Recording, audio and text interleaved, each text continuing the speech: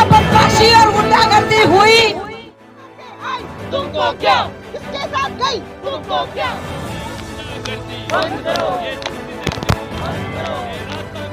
बंद करो। सकता है कि एक खातून वो मुजरिम ही सही, दहशतगर्द है कोई। आयशा अकरम साहिबा जिन्होंने शायद ड्रामा किए और लड़कों को फ्लैंक किस करी की है। जो पॉलिटिकल पार्टीज हैं, जो मेन स्ट्रीम पॉलिटिकल पार्टीज हैं, ये जब तक अपने अपने इक़्तिदार की जंग लड़ते रहेंगे, यहाँ औरतों के साथ यही जुल्म तशद्दुद होता रहेगा।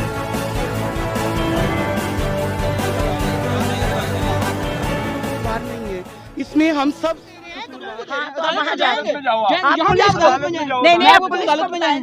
यहाँ ड्रामा जो रचा है पुलिस को बताया, अभी पुलिस यहाँ ही है ना, पुलिस में नहीं है ना, अभी पुलिस इधर ही है ना, अभी बेटा पुलिस इधर ही है ना। बताइएगा ये जो सानिया पेश आया है कब तक ऐसे चलता रहेगा और हवा की बेटियां कब तक इन दरिंदों की हवस का शिकार बनती ये रहेंगी? जब तक हमारी पॉलिटिकल पार्टीज को होश नहीं आती, ये जब तक ये हमारी जो पॉलिटिकल पार्टीज हैं, जो मेन स्ट्रीम पॉलिटिकल पार्टीज हैं, ये जब तक अपने अपने इक़्तिदार की जंग लड़ते रहेंगे, यहाँ औरतों के साथ यही जुल्म तशद्दुद होता रहेगा। क्योंकि इन्होंने इसी तरह के कवानीन बनाए हैं जिनकी इम्प्लीमेंटेशन में और जिनके इंसाफ की राह में बहुत बड़ी रुकावट ये खुद लोग हैं। ये बताएं कि इनके मैनिफेस्टो में क्या है, ख़वातीन की प्रोटेक्शन के लिए कौन सी चीज़ें हैं। तो मेरा आज ये पैगाम है पाकिस्तान की तमाम मेन स्ट्रीम पॉलिटिकल पार्टीज़ को, उन तमाम मजहबी जमातों को कि आज आप कहाँ हैं, आज आपका दीन कहाँ है, आज इस्लाम कहाँ है, जहाँ पे औरत को सरेआम दरिंदा सिर्फ इंसानों ने बेइज्जत किया, नंगा किया, उसकी बेहुरमती की। तो ये आज हमारे लिए लम्हा फिक्रिया भी है। अच्छा मैम ये बताइएगा कि जो लड़की का बयान है वो कह रही है कि मैं बिल्कुल फहाश कपड़े नहीं थी पहन के गई, मैं सिर्फ अपनी फैमिलीज़ के साथ निकली थी घूमने फिरने के लिए। और जबकि अगर हम यहाँ लोगों के ज़्यादातर मार्क्स लें या उनके कमेंट्स लें तो वो ये कहते हैं कि जनाब उन्होंने फहाश कपड़े पहने थे, लड़कों को छेड़ रही आज थी। से 31 साल पहले 8 अगस्त 1991 को ये खातून भट्टा मजदूरों को पढ़ाने जाती थी भट्टों पे।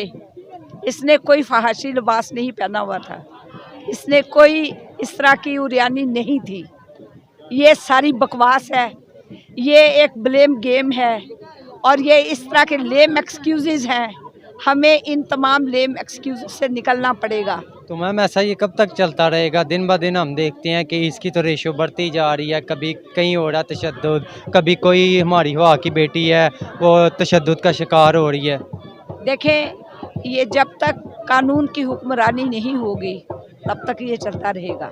और कानून की हुक्मरानी पॉलिटिकल पार्टीज़ जो है वो उनको रवाना जानती हैं, उनको आगे आना चाहिए। उनको अपने आइन में, अपने मैनिफेस्टो में, अपने मंशूर में ख़वातीन की प्रोटेक्शन, ख़वातीन के तहफ़्फ़ुज़ के लिए बेहतर काम करने की ज़रूरत है और कानून की हुक्मरानी जो है उसके लिए काम करने की ज़रूरत है।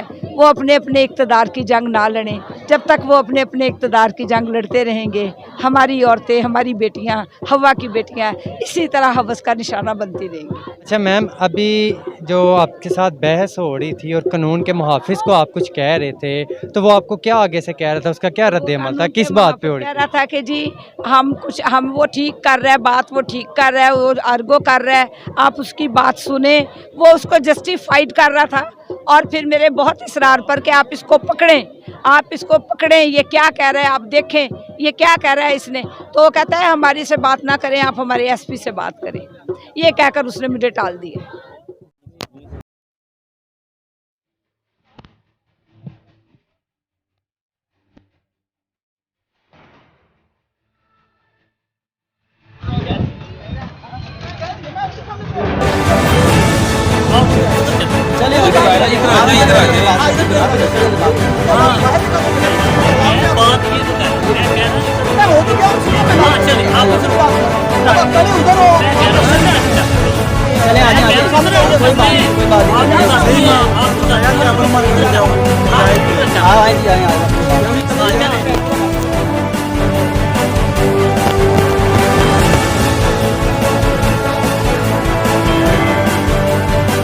सानिया पेश आया जिसका ये आज प्रोटेस्ट चल रहा है, इसके बारे में क्या कहना चाहते हो आप? सबसे पहले तो हम देखते हैं कि इस्लाम के असूल क्या बताते हैं और औरत क्या कहना चाहती है आज के दौर में।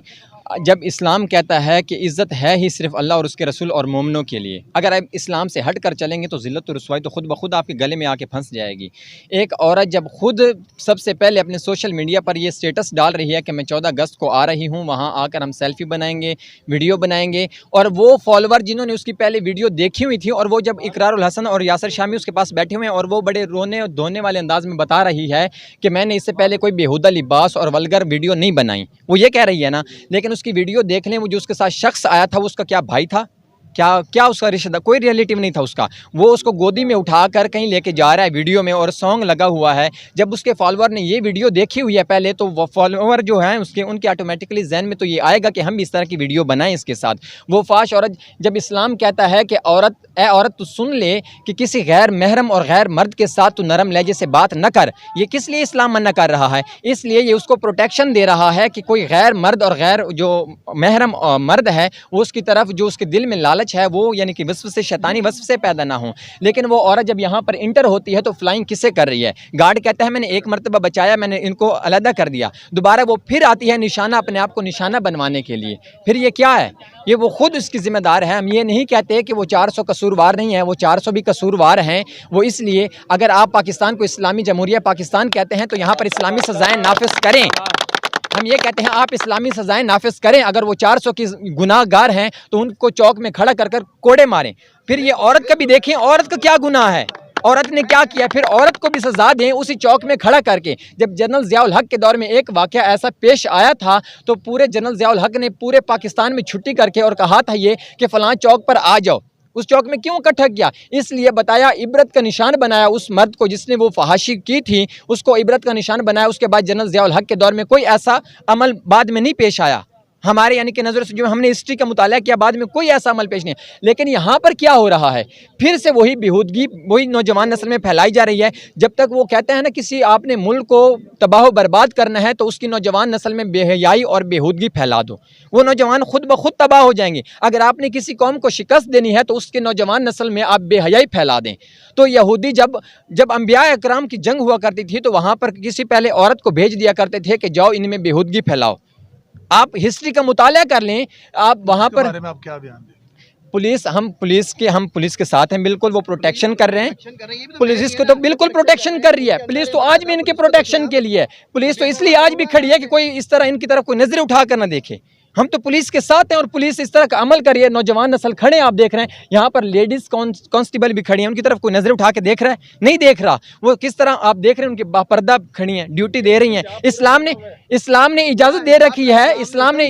और वो कौन सा मुल्क है जहाँ पर पहली औरत वज़ीर आज़म बनी है? पाकिस्तान है। वो कौन से बैंक हैं जहाँ पर औरत ड्यूटी दे रही है? पाकिस्तान है। वो कौन से स्कूल्स कॉलेजेस यूनिवर्सिटीज़ हैं जहाँ पर सबसे ज़्यादा उस्तानी है? वो पाकिस्तान है। कोई ऐसा दूसरा मुल्क नहीं है, आप बता नहीं सकते। अगर बैंक के सामने